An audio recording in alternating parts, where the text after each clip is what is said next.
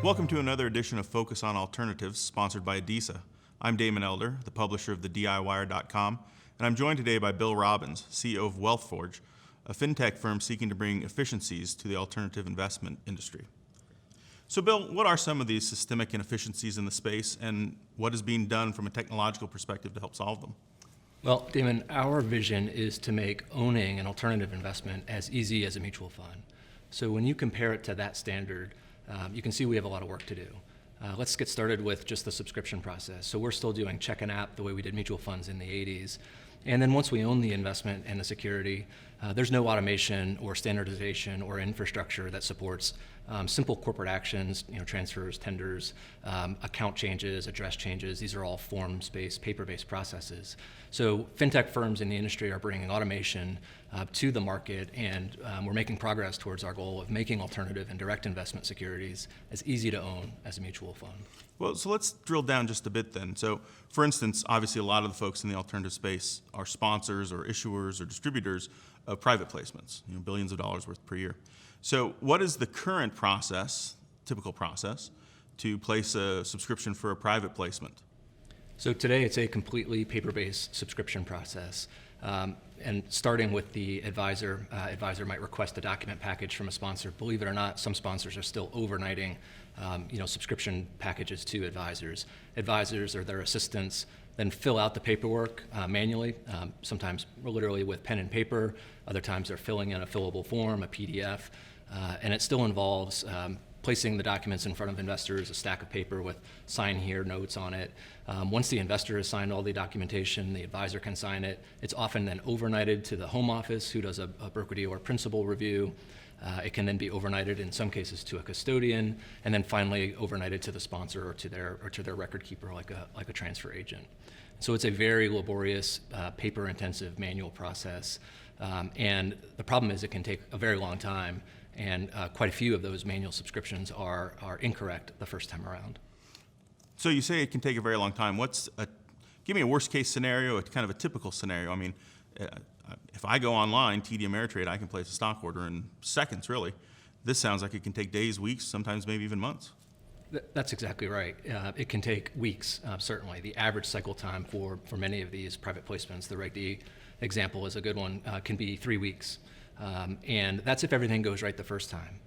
So our vision is to help make alternative investments as easy to own as a mutual fund. And as you say, you can go online as an advisor today and you can enter a mutual fund order in seconds. And so we have a ways to go to get there, but we are working towards straight-through processing for alternative investments. Well, let's talk about straight-through processing in a second. But first, so it sounds to me with all these laborious steps and all the paperwork and all the fill-ins and whatnot, I think really that leads to what we in the industry know as NYKOs, not in good order documentation, which can add a whole other layer to the process. Can you kind of talk about that a little bit and how big of an error or an issue are NYKOs in the space and getting an order efficiently processed? Oh yeah, the dreaded NYKO. It's a huge problem in the industry. We have spoken to a number of sponsors, and typically what we're hearing from sponsors is anywhere between 40 and 60% of their initial subscriptions for new business are not in good order or NYKO the first time they come through. We've spoken to one sponsor who told us that their NYKO rate sometimes approaches 75%. Oh. And so it's a massive problem for the entire industry. It's not limited to one sponsor or to one broker-dealer or to one firm. And just imagine the amount of investor frustration that we create when we have to put this stack of paper in front of them for the second or third time with the initial here and the sign here. And that entire process is just a very inefficient process. It creates a really terrible experience for our investors, who happen to be typically our best clients, our most high net worth accredited investor clients. It makes very inefficient use of our advisors' time, so it impacts productivity, and it's a major industry problem. The good news is that it's on the way out. We are already seeing across the industry, as firms adopt subscription automation technology, you can drive those NYKO rates down from 40, 50% on average to low single digits, 5% and below. Well, that would probably lead to tremendous cost savings. I mean, you probably have to, on multiple levels of the process, sponsors, issuers, firms, whatever, they probably have to hire special people just to deal with NYKOs. For sure. There are massive cost savings involved in just efficient processing. Only having to process a document once is a major step forward. There are also other benefits. There are sales lift benefits. If you're a sponsor raising capital, you are raising capital more efficiently when you make that process easier for the advisor and more delightful for the investor. And then if we zoom all the way out and just take an industry view, part of the vision of making alternative investments as easy to own as a mutual fund, starting with the subscription, but then going on post-trade, is that we can create a rising tide. We as an industry can create a rising tide that really can lift all boats. Alternative investments should be much more broadly available every time they're suitable to investors than they are today. And the biggest limitation that's in front of us is it's just so hard to do this business today. Right. And so you'd mentioned earlier straight-through processing, and that's certainly something that we're starting to hear more and more throughout the industry. So why don't you just kind of give us an explanation of what is straight-through processing and what kind of benefit can it bring to the industry? Sure. So straight-through processing, really let's start with the investor. So what the investor is going to experience is an online process that involves and includes digital electronic signatures. And so instead of getting a stack of forms with sign here stickies, the investor can go through those documents efficiently. For the advisor, it's an order entry process that allows them to move away from a paper-based, form-centric process.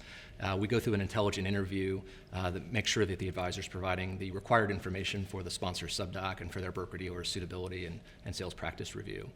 It allows for routing to all the participants in the process. So for example, to the broker-dealer's home office, where a principal can review. We have a dashboard so that all the participants in the process can review the status of an investment at all times. For sponsors, it's capital raising efficiency. Making it easier to do business is a major benefit, and of course the operational efficiency that comes from reducing NYKOs.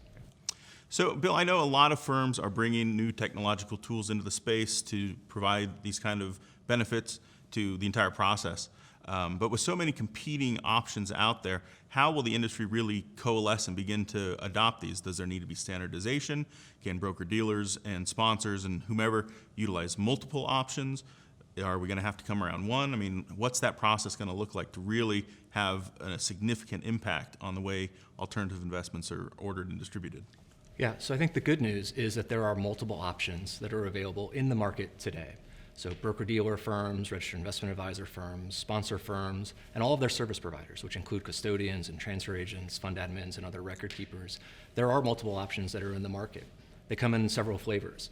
Some of the solutions that are in the fintech space are being brought forward by asset managers, and so they're providing feeder funds and access to asset classes that traditionally have not been made available to retail investors. Some are approaching the market as pure fintech providers, licensing technology. Others are bringing a marketplace where they're looking to enable marketplace connections between sponsors and advisors.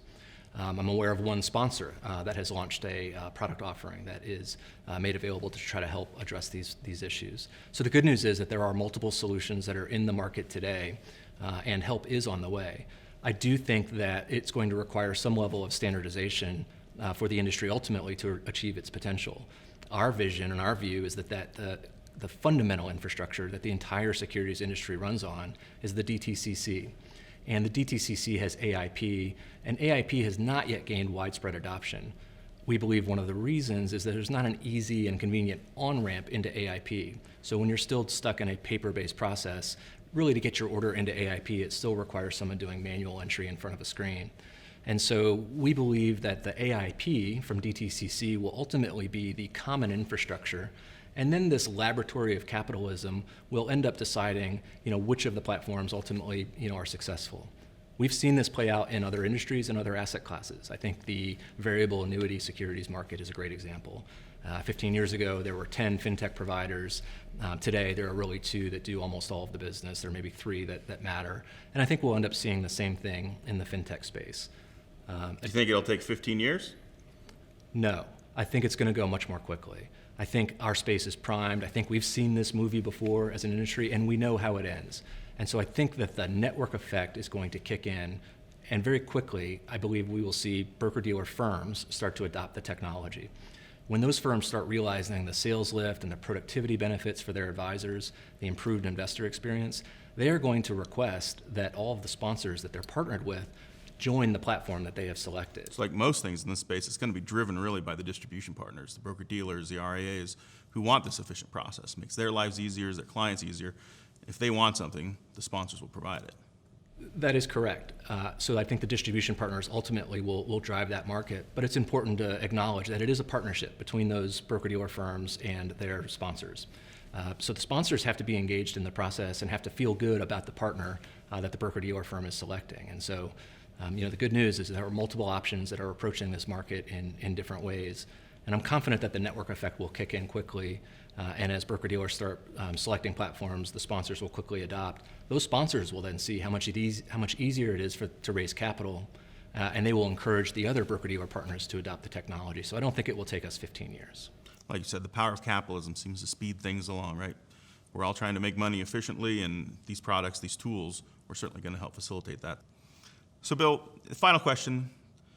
We've talked so much about the efficiencies that these tools can bring to the marketplace on every layer, but what is the cost of not adopting? What exactly, do we have a way to measure just what it costs the industry as a whole by having this inefficient process that we're currently still laboring under? Yes. Well, I think we can measure the inefficiency and the operational cost, but I think the bigger deal and really the cost of not adopting technology is going to be more so felt on the sales side of the business.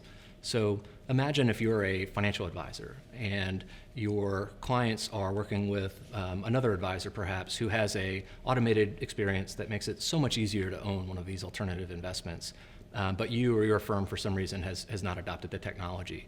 How does that impact your relationship with your client based on the investor experience? Imagine you're a broker-dealer firm and your competitors have implemented this straight-through processing technology from one of the providers. It's going to be easier for those firms to recruit advisors, high-quality advisors with high-net-worth clients who do this type of business. And if you are slow to adopt or last in line, the opportunity cost there for missing out on providing the best platform available for your advisors is going to be expensive. Imagine that you're a sponsor and you are still requiring your distribution partners to do subscription documents with paper and pen and checks and FedEx. And your competitors make it easy to do business. In fact, they can raise capital and a subscription can be done in minutes, and it's right the first time. And there's a dashboard that provides transparency. You are going to lose out on the ability to raise capital if you're a transfer agent or a custodian who's still manually keying information into their system, and your competitors offer a more efficient process. So I think the opportunity cost is really going to be the big deal, and we will gain from the operational efficiencies that technology provides. But the big picture opportunity really for everybody in the market is if we can make these investments easier to own, starting with the subscription and then moving into the post-trade maintenance and support, we can create a rising tide that will lift all the boats and expand the pie really for the entire industry. I'd have to imagine that's particularly true given the fact that we're seeing this massive demographic shift and intergenerational transfer of massive wealth from the baby boomers, who are obviously rapidly going into retirement, to their children and their grandchildren, even the people who've grown up in the digital age. I can't imagine they're going to stand for having to fill out all these paper. I totally agree. So we often ask broker-dealers and sponsors, think about the last subscription that you received. And for that broker-dealer or for the investor, was the experience more like checking out on Amazon.com or was it more like standing in line at the DMV?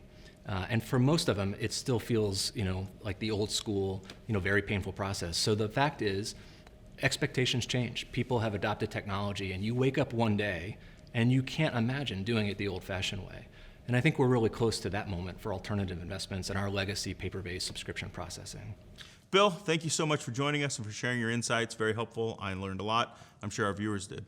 And thank you for joining us. For more information on technology impacting the alternative investment space, and for all things regarding alternative investment, please visit adisa.org. Thanks again.